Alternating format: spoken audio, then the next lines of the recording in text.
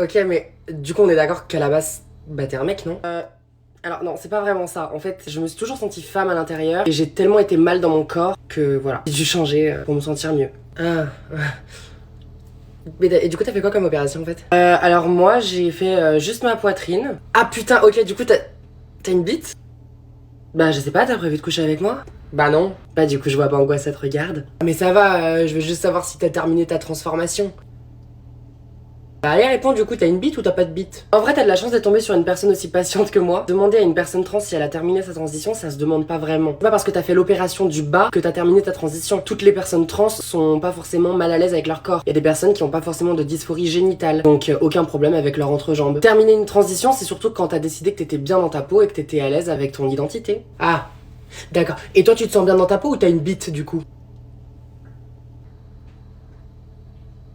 Alors, sache que ça se fait vraiment pas de demander à une personne que tu connais à peine ce qu'elle a dans la culotte. Je t'ai pas demandé combien mesurait la tienne, il me semble. Ah, ça t'intéresse, hein? Ouais, grave. Vraiment? Non.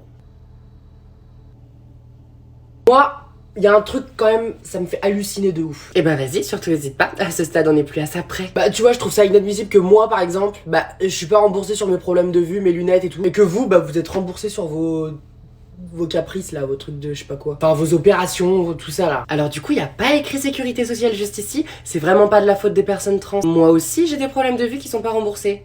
Non mais tu vas pas me dire que c'est un besoin médical de se transformer en femme. C'est pas un besoin. C'est un caprice peut-être, mais c'est pas un besoin. Oui, c'est un besoin médical. Il y a un pourcentage qui est juste énorme de personnes trans qui ont des idées noires, qui pensent au suicide ou qui complètement passent à l'acte parce qu'ils ont été rejetés par leur famille juste pour qui ils sont, tout simplement parce qu'ils ne supportent pas l'idée d'être dans le corps dans lequel ils sont. Par exemple, j'ai été en dépression pendant très longtemps parce que je ne supportais pas l'idée d'être dans l'identité dans laquelle j'étais. Ah ouais, donc toi en fait t'avais besoin qu'on te coupe la bite et qu'on te mette des gros obus pour te sentir bien dans ta peau et te sentir mieux, genre. C'est pas parce qu'ils sont plus gros que c'est ta maman que tu peux me parler sur ce ton. Ouais, bah moi en attendant, j'ai pas envie que mes impôts ils payent vos caprices là, hein, vos opérations et tout. Moi ça me regarde pas, j'ai pas envie que mes impôts ils payent vos trucs là. Ouais.